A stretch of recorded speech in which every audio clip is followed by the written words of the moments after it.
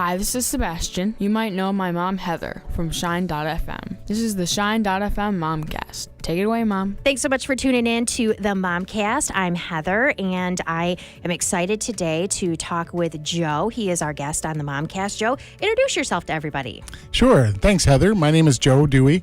I'm with Thriven Financial. We're a Christian financial services organization, and I'm our office's workshop speaker and church relationship director, as well as being a financial advisor. And one of the areas that I specialize in, we're going to chat about today, of college planning. So I am about 2 years, well, a little less than, no, we're just a little over 2 years. I have a sophomore in high school, and there's already talk of where she wants to go to school. You know, I don't even think at this point, Joe, about how we're going to pay for it, but that's definitely something that, you know, and unfortunately, I hate to say this, but I'm the kind of person that I'm like, oh, yeah, we'll deal with that then. That's not a good way for me to be living, because I have a feeling it's going to cause a lot of stress as we get, you know, to that point. So let's talk a little bit about saving and planning for college education. What does that look like for a family? Well, sure. Ideally, it would start right away after having a child. Yeah. The sooner the better when it comes to saving for college. It's important to have a plan in place and save regularly. Having that diligence to put it away on a regular basis is very helpful, especially down the road. One, if you start early, you have the opportunity to take advantage of what they call compound interest. Oh, okay. It will grow faster the longer you've had it invested. But there are also important places that options to keep in mind in how you invest the money, what you invested in. Okay. Because it will have an impact now that you have a sophomore and you start looking at admissions, that where you have assets also matters. Oh, okay. So explain that to me. So if we have 401ks or we have some stocks or that kind of thing, how does that play into the scholarship, financial aid, and that kind of thing? How does that play into it? Absolutely. It has actually a very big impact, and it can be very complex. Hopefully our role is to help make it simple. Yeah. But when it comes to when you're actually applying for financial aid, the colleges look at what types of assets you have, Okay. as well as your income, both yourself and the students. And so it's important to know the difference between the two. Parents' assets actually don't count as much towards college costs, expected family contribution, as a student's assets do. Oh, okay. So we do have situations where families thought they've done the right thing and they've opened accounts for their children, saved a lot of money, but then when they went to do their FAFSA, their application for financial aid, found out that they actually were going to have to contribute more of the student's assets than if it were in their own name. Recently, we worked with a family that had put away $25,000 a piece for 2 children in their own savings account, which is great. Right. They've actually done the right thing. Right. But then when we projected what their expected family contribution is, it's shortened oftentimes called EFC, is the amount the family is expected to pay towards college. Yeah. That it actually, if we moved that money, still kept it separate, but moved it into the parents' names, we saved them $4,000 a year. Wow. Okay, so that would be the first recommendation, that like if people are better than me and they started saving right after they had their kids. Now, I will tell you, we do have a couple savings accounts or stocks that grandparents have started for them, but they are in their name. And so that's a really good thing to know. But what if a person has an elementary school student or even a middle school student? Like, how do they start? They should be doing something. What's a good place for them to start? Sure. There's a number of different places. A very common one are the College 529 savings plans, which are excellent in some ways. They do provide an incentive for parents to save because you can reduce your state taxable income by investing in a 529. That money grows tax-free if it's used for college expenses. Okay. So that's one route. But again, that's an asset that's going to be counted towards the financial aid package. Right. Other options are things like Roth IRAs for the parents, and then once the students start working for themselves, because a Roth IRA or individual retirement account is, as it says, a retirement account. Right. And retirement accounts don't get factored into determining your expected family contribution. Okay. How do you access that money then? It's the money that you've put into it, you do have access to and you can take it out prior to 59 and a half without a penalty because because of the Roth IRA, you have access to the money you put into it. Okay. And so there are exceptions like education, buying a home, those kind of things that you can take the money out and not count against you. Okay. All right. The other place that some families use, it's maybe less common, is in what's called cash value life insurance. Because again, life insurance is not calculated into a family's expected family contribution. Okay. So they could access the cash value in a life insurance policy as well. So there's a lot of different sources that you can use for funding college. So let's talk a little bit about the admission process with kids. And, my thought is I'm 45, Joe. When I went to college, you submitted a paper application, you sent in your $25 fee, and then they sent you a letter back that said, yes or no. I'm assuming that things now that was more than 20 years ago, that's very different. Let's talk about the admissions, the kids, how kids get admitted into college these days. Sure, it's definitely much easier to do. It's typically done online. Okay. There are common applications that can be done that some schools are a part of that you could do one application, submit it to a number of schools. Oh, wow. Okay. Each school has their own admissions policies.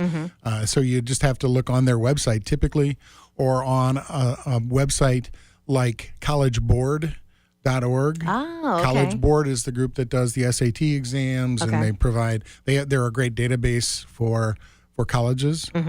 And they would have the requirements for a college. Oftentimes you do have an admissions fee, or an application fee, I should say, and don't let that hold a person back. If maybe they're struggling financially, oftentimes contacting the college, they can actually get that waived. Interesting. So Okay. Not in every case, but it's worth asking if there's the need is there. Okay. So let me ask you this. My daughter, who is a sophomore, is very, very focused on her GPA. All right.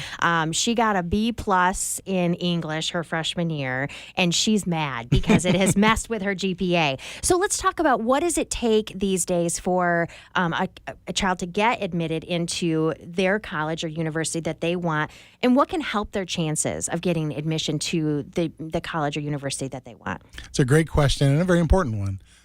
When a college admissions officer is looking to recruit students, if you wanted to put it simply, their entire job is to recruit future graduates. Right. They want to have graduates that are on their college hall of fame. Right. And so they're looking at a number of things. And if you think about the criteria, the initial criteria to look at that, a college admissions officer are going to not look at, were they the best dressed at the prom, or a great, like my daughter, great at straightening her hair. Right. They're going to look at two things, and that's GPA, grade point average, and standardized test scores. Really? And so the importance of those can't be overlooked. So what about extracurricular activities? What about, are there still admissions for schools where they have to write a letter or have to get a letter of recommendations? How does that play into it? Because what if you do have a kid who is really working their best and they have a 3.0 and they don't do very well on, to be honest with you, I had a 3.2. It wasn't like I was top of the class, and I didn't do awesome at the ACT. So what are some other things that students can do to help with getting admissions, maybe if they don't have the 3.9 or the 4.0 and great standardized testing? The 4.0 and the high standardized tests are required if you're going to the elite schools. Right. But there's 4,600 colleges out there and universities, and they're looking for different types of students. Depending on the program and what they're looking for, they don't necessarily have to have the best grades or the best ACT or SAT if they're a well-rounded student. Okay. One of the most important things that I help people with is a strategy to help the student be able to demonstrate two of the most important things that they can do besides the grades and test scores, and that's service and leadership. Volunteerism and leadership is one of the most important things that admissions officers are looking for now. So what I always recommend is to have what I call a service and leadership portfolio. So all of those times where your daughter has gotten on the dean's list, if she's getting mostly A's, Right. you get a letter or it's in the paper. You want to take the time and put that into a sheet protector inside of a binder. Interesting. Okay. And maybe they get elected into the National Honor Society. Right. Put that in the portfolio. Maybe they watch the dog for the elderly lady down the street. She sends a thank you card and says, "Thanks for watching." Wow, Put okay. that in the portfolio. Okay. Now, modern day language, that's probably putting it on an iPad or right. a tablet. Well, I don't know though. I mean, if you're, the elderly lady, and I do say, I mean, we do get a lot of, she was nominated for Student of the Month, or she was a part of a robotics competition this last weekend where she volunteered her time, Absolutely. and those types of things. Where if we do get something back from them saying, "Hey, thank you for helping," that we keep that to show that so many years she helped out. I didn't really realize that keeping that stuff was. I mean, I'm keeping it, but I'm not keeping it for that reason. I'm keeping it because I want to at someday go, "Oh, look how great my grown daughter was when she was in high school." But that's good to know, to keep that information. I know it's important for you to have those memorabilia, but it's much more important for that student to have He's it side-eyeing me in right their now. portfolio. And the reason good to why, know. think about and nowadays, more often than not, a university and a college is going to do an interview. You talked about an essay. That's part of it sometimes, depending on the school. One of the best things you can do is request an interview with an admissions officer and then have that portfolio with them. So instead of just saying, "Oh, little Johnny, go in there and sell yourself," when they go in there and then that admissions officer asks, "Well, what types of things have you done in the area of leadership and volunteerism?" They turn around that portfolio and say, wow. "Well, let's flip through and see what all I've done." Oh, wow. Instead of just saying, "Oh, well, a couple years I did this," and and they're counting on their fingers the different, but they have all of that written out and can show those Absolutely. things. That's And in a given week, a college admissions officer could easily interview 100 students. How many of them are going to have that service and leadership portfolio? right. I don't know, but yours will. Right, exactly. And the other important part of that portfolio, in the past, until 2016, when you filled out the FAFSA, you could send that to the financial aid form. You could send that to 6 schools. The Department of Education let those 6 schools know who else got that submission. Oh, So they knew that they were competing. After 2016 school year, the Department of Education no longer does that because they felt it might be unfair for some students. And so now the colleges don't know if the students are applying anywhere else. okay. The reason that's important, let's say your student absolutely knows they want to go to school A, and they're competing against another student that's already accepted at 6 other schools. And maybe the financial aid officer has $10,000 left. And then what do they do with it? Do they give $5,000 each? No. They'll probably give it all to the student that's applied to 6 schools because your student's coming there anyway. Right, And so they can get 2 great students for the price of 1 right. and give all $10,000 to the other. Interesting. So a way to do that, to be able to let, in a nice way, to let schools know is, let's say your student's really interested in being in German club for whatever reason. Right, yeah. There's kids, though, out there, right. And that just was in a family I helped this week. That's why it came to mind. And they have done the work in advance. And let's say they have applied and been accepted to 6 schools. They could put in their portfolio on a sheet that XYZ schools have this available for German-speaking students. And you would show that to the admissions officer and say, "Here's what these other schools are that I'm looking at are doing. What does your school offer?" Now you've turned the tables, and now you're the admissions officers, quote, selling your student on coming there. Right. Very interesting. Well, let's talk a little bit about AP classes. This is something that my daughter will venture into next year. How important are they? I mean, I just actually sat through the high school did like a little meeting for us parents to help us with those types of classes. Should your student be taking AP classes? I know they have to take the exam at the end of it in order for it to count towards credit. What are the pros and cons to that in AP classes? Absolutely good question. The difference, the AP stands for Advanced Placement, can be a great tool for students that can be able to survive those classes because they're very hard. Yeah. That if they do take the College Board exam in May, they can earn college credit. Right. If they don't take it, then they've put themselves through a lot of work and they're not getting any credit for it. Right. The advantage to that is if they can earn college credits while they're still in high school, That is if the college accepts it. Right, and that's another thing. Which You go to some don't. College Board, right? You go to that Exactly. College Board because that's what they told us to do was that depending on where your child is going, there's a certain number of or part of a credit that would go or that kind of thing. So you do have to check that out. But I mean, right now, Joe, my daughter has no idea where she wants to go. Yeah. So but she's still going to take AP classes and she's still going to take the exam. I mean, is that Excellent. still something she should do even though she literally has no idea where she wants to go? Absolutely, because obviously the education is worth it. Right. The credit hours are potentially there, so they are great. The things you have to consider is they are much harder, and oftentimes a student is not going to be able to get an easy A. Right. And so then you want to talk with the counselor at the school to make sure how does your school, how do they rate AP and honors classes? Do they count them the exact same weight as regular classes? Oftentimes school districts and programs will say if you got a B in an AP class, that's equivalent to an A in a regular Right, class. right. But not all schools do that. Right. Or organizations if it's for homeschool organizations. So you want to be sure how those are handled in your own educational situation. Mm-hmm. So they're very good. They're a lot harder, and you want to be sure that they can take advantage of them. There are also programs like CLEP testing that you can do after high school where you can test out of college classes. Right. And so you're not necessarily having to take the AP class all year long, but if you're really proficient at it, you could actually earn college credits. Cool.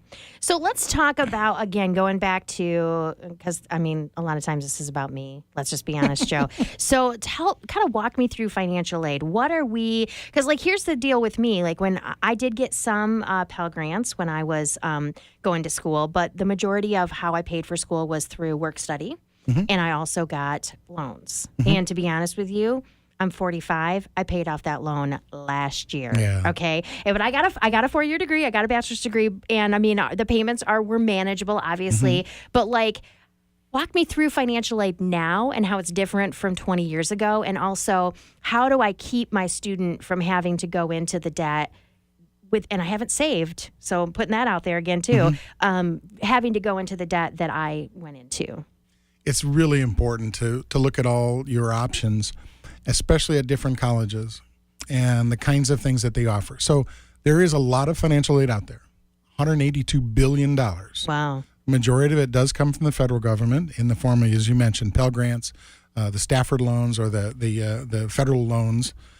There are Parent Plus loans, which can be very dangerous for the parents. Yeah. They're very high cost of interest, and of course then the parents obligated as well.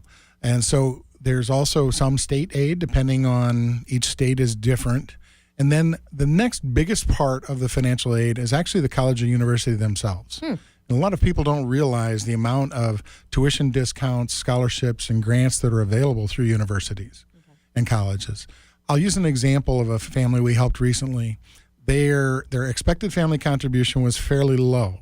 So they, not super high income or high net worth people. They had an expected family contribution of about $10,000 a year that they were going to have to pay, and they assumed they would have to go to a state college, and the student really kind of wanted to go to a private college just across the border, and so they were thinking, well, they weren't going to be able to afford that. The state school, the cost of attendance was $30,400 a year. The private school in Northwest Indiana was $57,500 a year. Okay. I thought, well, there's no way they could afford that, right? Right. But because of the difference in the amount of aid that a school will provide and that money that the college or university themselves has to offer, it can make a big difference. When we went through the numbers, they were going to have to pay $10,000 a year to the state college or $8,000 a year to the private college. Oh, wow. So they're going to go have $2,000 a year less in debt. Right. Because the private college covered 100% of need. Whereas the state college only covered 57% of the need. Interesting. So oftentimes today, nothing against state schools. I went to the U of I and got a great education. Right. But today, it's important to look at both because many, in fact, a lot of them are smaller, maybe liberal arts colleges or STEM specific colleges that actually have a lot of aid available. in the way of the tuition discounts, grants, and fees. My oldest stepdaughter was transferring as a transfer student, and she was looking at the UIC and DePaul, and ended up going to DePaul at much less cost, and with only about $5,000 in student loan debt, compared to if she'd gone to UIC and would have left with about $25,000. Wow. So it really does. I mean, what I love about the story that you just told is that actually the student wanted to go to the smaller school, the more private school, and the parents were like, oh no. Because I do think there is a perception of, private school, that's going to be so expensive. And, it's not always necessarily that way depending on how. So let me ask you this. So what would you recommend for someone like me who is 2 years away from a girl in college, and then I've got one that's going to be a freshman next year and one that's going to be in 8th grade? What could I do right now to help with that? And it can be, you can talk about SAT prep all the way to actually saving money. What is some things that I can be doing as a parent who has high school and middle schoolers to help prepare their child for that admission and college experience? Absolutely. I look at it as, I grew up on a farm. I think of it as a 3-leg milking stool. Okay. You have 3 legs on a stool. You can't have all 3. Right. And I think of the admission strategies, the academics, and the financials. Admissions are things like the SAT, ACT prep. If your student's not necessarily a good test taker, then the time and a little bit of money to do a test-taking prep class can very well be worth it. Or maybe even a speed reading course, not the kind that you see on late night TV, but one that helps the student actually process information better so that they can learn more in a shorter amount of time. And then, of course, getting the best possible grades that they can. Right. That's on the academic side. On the admissions, again, things like I mentioned with that service and leadership portfolio of finding out the schools that they might have an interest in that might fit their areas of interest. So if your student, loves drama and music, they probably aren't going to look at a school that's heavy in engineering. Right. One way to do that is a resource that we have available is called thrivenstudentresources.com. Okay. It's a really comprehensive website of tools, of resources.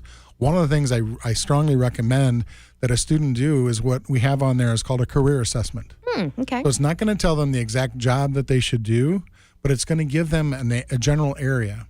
So then when they go to look at colleges and they go on there's a college search function right on the thrivenstudentresources.com, they can look at the different schools that are kind of in their area of interest. Because one of the most important things you want to do, I call it avoiding the costly first-year mistake. Okay. So let's say they decide they would really like to go to Northern Illinois. And you ask them, well, why did you want to go there? Well, my girlfriend's going there. Oh, yes, of course. Not a great reason why. Right. Or that they go to a school that's very liberal, and yet their values are more conservative or maybe more Christian, and that there might not be a good fit. So that can be costly. The other thing is if they get into a program and decide, this is not exactly what I want. Right. Maybe they've gone through a full year. Now you've spent $25,000 or whatever it might be. Right. And if they have to transfer to a different school, you could potentially lose that. Right. If they could transfer within departments within a school and stay at the same place, you can help avoid that costly. And how do they, so like as a parent, how do you help your child? I mean, because I can tell you, and actually we're gonna have another podcast coming up talking about how universities, how it's not such a bad thing to have your child go in undecided the first year. Because although parents are like, no, you have to, come on, let's be realistic. An 18-year-old doesn't necessarily know. And even me, I went into school thinking I was going to be a journalist and ended up with a communications degree. So, and I did modify it and kind of stayed in the same lane, but I was going to be a teacher at one point, and then I was going to be a high school teacher. So my concern as a parent is how do I help my child to be like, it's okay? Like, I feel like there's a lot of stress on us as parents and on the child to say, you got to have this figured out. We've already had conversations with my daughter and she's like, well, should I go there? And I'm like, wait. You don't even know what you want to do. You don't even know, like you haven't gone to the campus, because I've heard people say you should really go visit the campuses and see what your gut reaction is to it. But like, how as a parent do you navigate that or help your child when they just don't know what they want to do? Sure, and they don't have to. Yeah. That's why was talking kind of more in generality of Right. if they're really STEM focused, they're really into engineering, or you want to look at schools kind of within that area, Right. then it's good to go visit them. Yeah. Probably junior year, the latest freshman or beginning of senior year.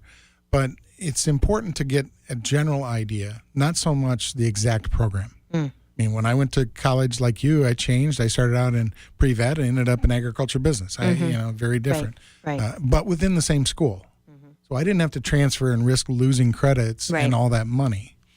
Some students will start out in a junior college, which is good and bad. It's terrific. I went to a junior college for 2 years. I strongly believe in it. Or for a student that doesn't necessarily have good grades or whatever, that's another way to go and can learn it. The potential downside is there's more scholarship and grant money available to students that what they call native students, somebody that starts as a freshman at a school and stays okay. there. Okay. So in the long run, in some cases, you could actually spend more in that such a scenario. So it all depends on the student. I recommend them, again, thinking about their area of interest and what they're good at in the class. What classes are they really good at? Right. And then start looking at programs that fit around that and their values. Do they want to go to a big school? Do they want to stay close to home? Do they want to go to a religiously affiliated school? Right.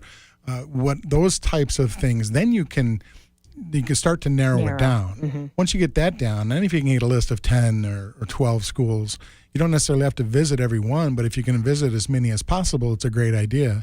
The other thing is we're blessed to live within an area that there's a lot of schools right in fairly close driving distance. Right. I even recommend going on campus test visits. Go see a campus, feel what it's like, because the important thing is you want the student to figure out, would I really want to be here for 4 years? Yeah. And would I enjoy the experience? Not is the gym the best or the student union the best, but the overall experience.